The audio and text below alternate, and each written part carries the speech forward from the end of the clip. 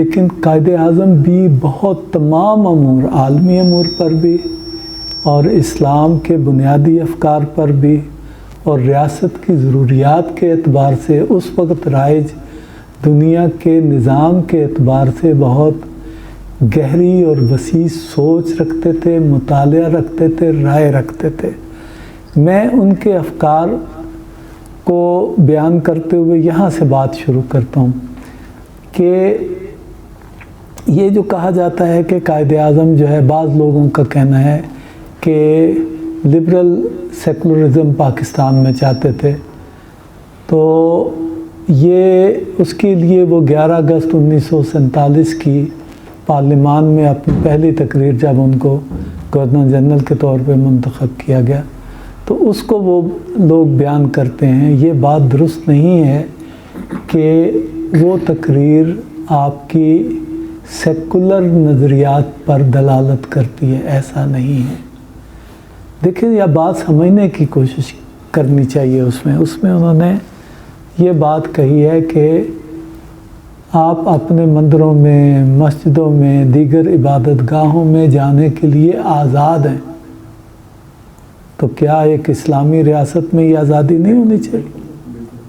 یہ آزادی تو نبی پاک نے جب آپ وہاں تشریف لے گئے مکہ میں میثاق مدینہ کے ذریعے سے، یہ تو آپ نے آزادی دی ہے وہاں کے یہودیوں کو، یہ آزادی دیگر غیر مسلموں کو بھی دی ہے۔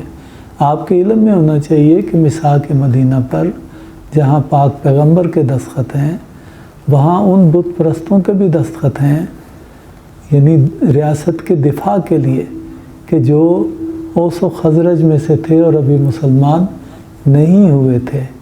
اسی طرح یہودیوں کے بھی دستخط ہیں۔ اس میں لکھا ہوا ہے کہ اگر یہودیوں پر کوئی باہر سے حملہ کرے گا تو مسلمان ان کا دفاع کریں گے، اور مسلمانوں پر حملہ ہوگا تو یہودی ان کا دفاع کریں گے۔ تو کیا پاکستان کے عیسائیوں یا ہندوؤں پر باہر سے کوئی حملہ کرے تو ہم مسلمان ان کا دفاع نہیں کریں گے؟ وہ ہمارے ریاست کے شہری ہیں، ہماری ریاست کے اداروں کی ذمہ داری ہے کہ ان کا دفاع کریں۔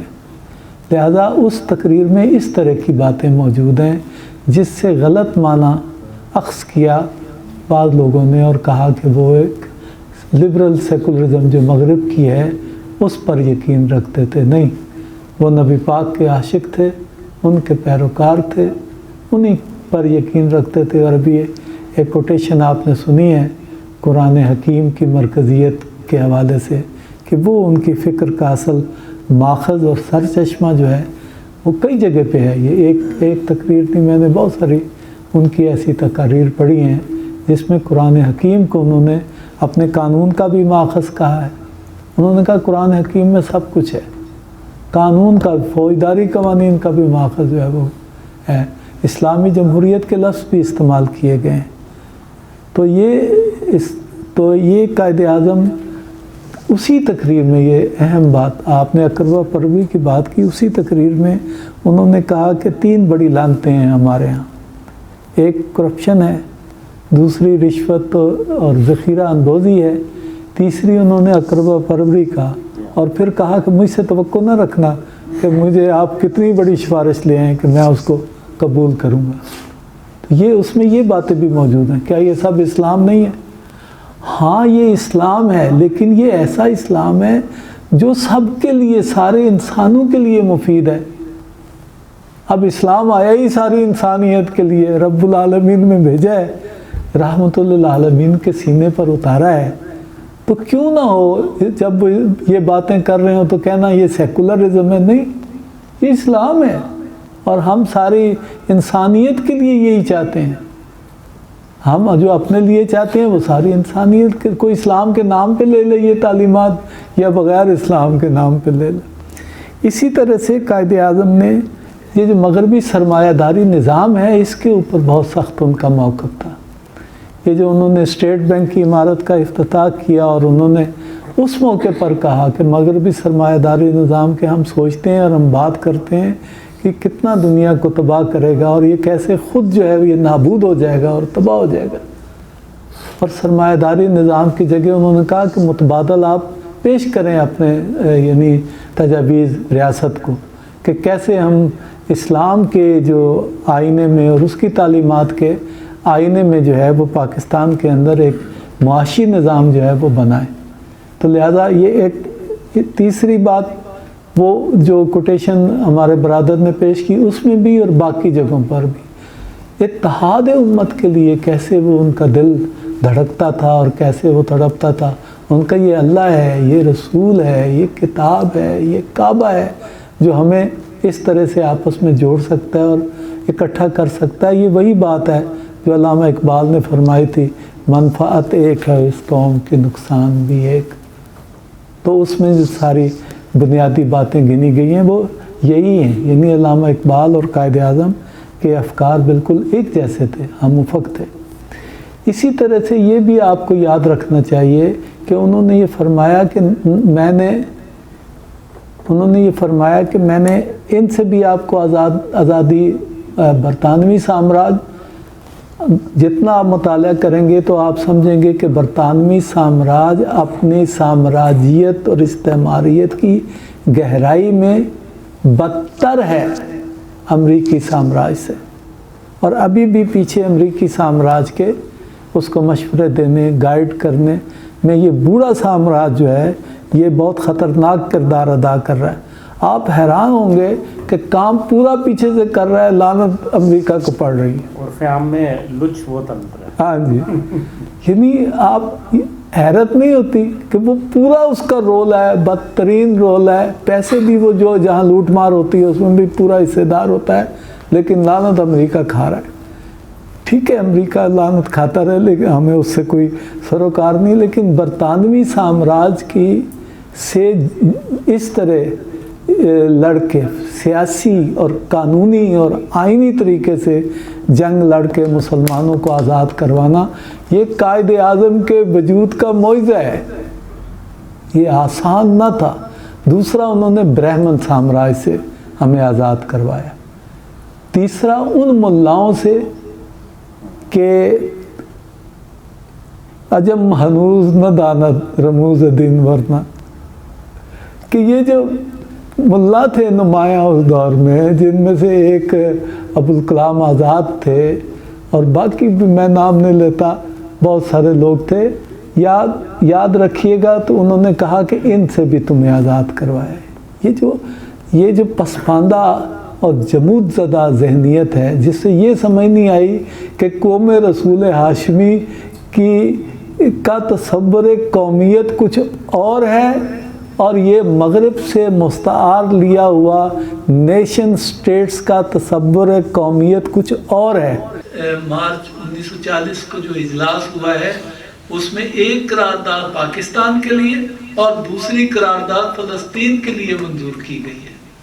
قائد اعظم نے جب بن گئے گورنر جنرل، لیٹر آیا اسرائیلی وزیر اعظم کا کہ آپ ہمارے ساتھ تعلقات سفارتی قائم کریں، تو انہوں نے کہا کہ جب تک ایک مسلمان بھی زندہ ہے یہ کام نہیں ہو سکتا۔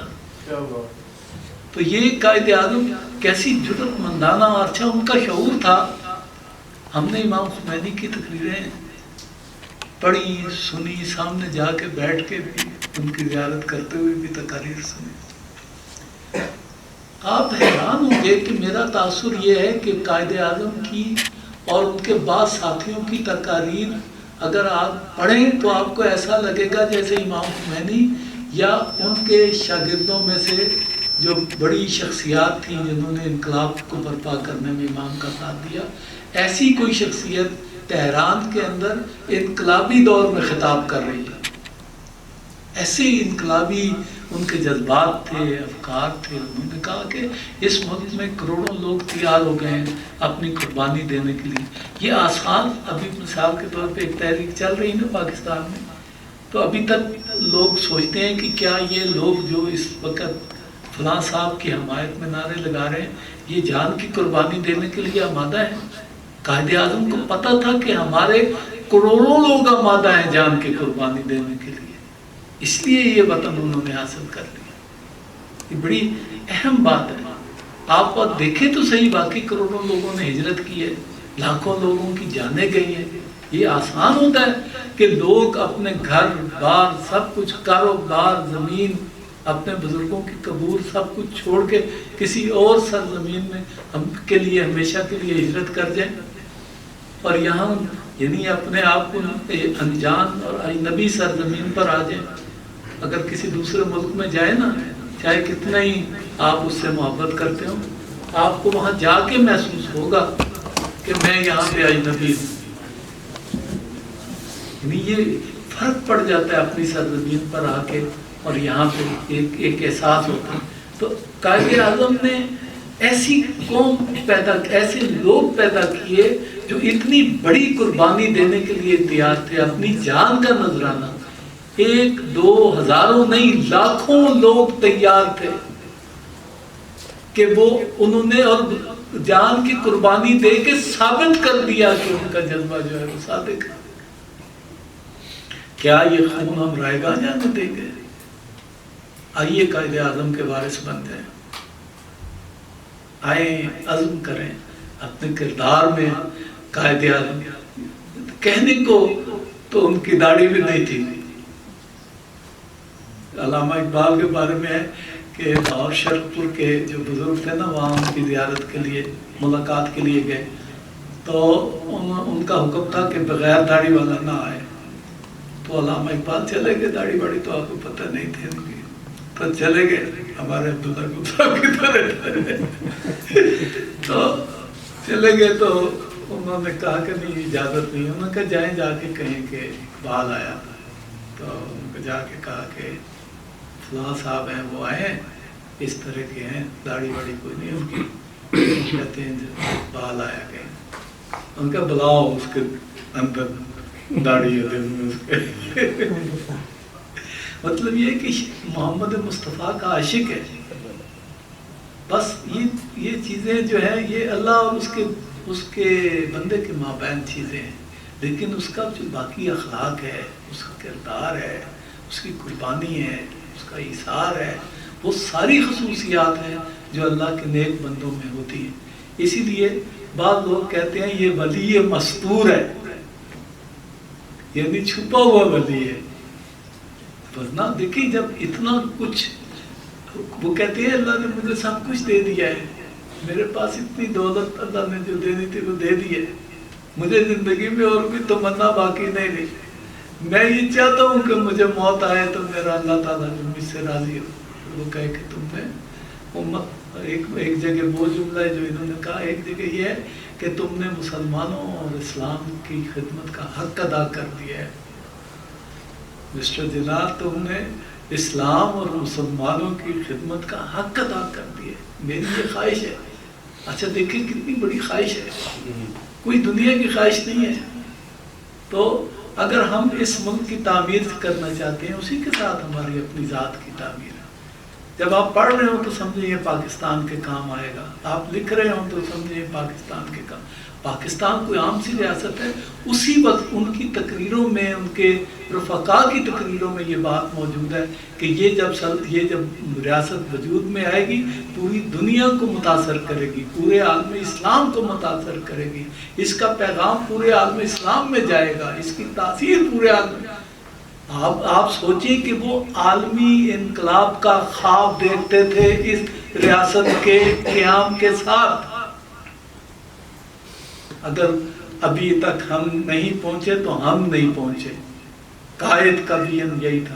بدقسمتی ہے کہ ہمیں یہ باتیں جو میں نے آپ کو سنائی ہیں اور اس طرح کی باتیں جو ہیں وہ ہمیں نہیں پڑھائی جاتی.